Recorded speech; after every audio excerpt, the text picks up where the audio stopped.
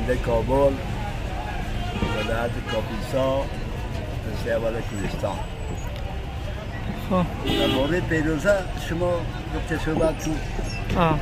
پیروزه یک چیزی است که در یک سوچه چیز است خب بسیار یک سنگ سوچه است دیگه با وضو با طهارت باشی در دستت باشه در کارت در روزگارت در فامیلی پیروز است دیگه. اگر خدای ناخواسته که با وضو با طهارت نباشی باز خود خراب میکنه خود چرت میکنه دیگه.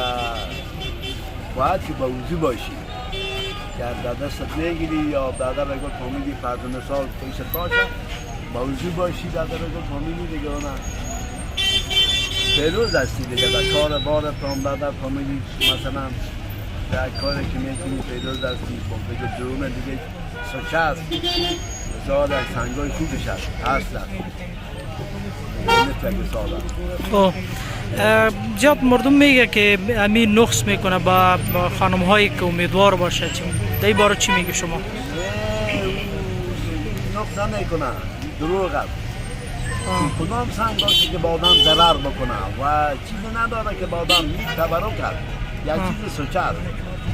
گپ دروغ است. هر کس که میگه این دروغ است. یگان میگه که این دم میشه و چی میشه؟ اگر سر نفر سر اون نانبایی که بعد از گل دشمنی داشته باشی کسیش کدام رقابت داشته باشی دیگه اون دم میکنی باز نانایش میشه که این گپ صحیح است. اما در غیر از این گپا دروغ است.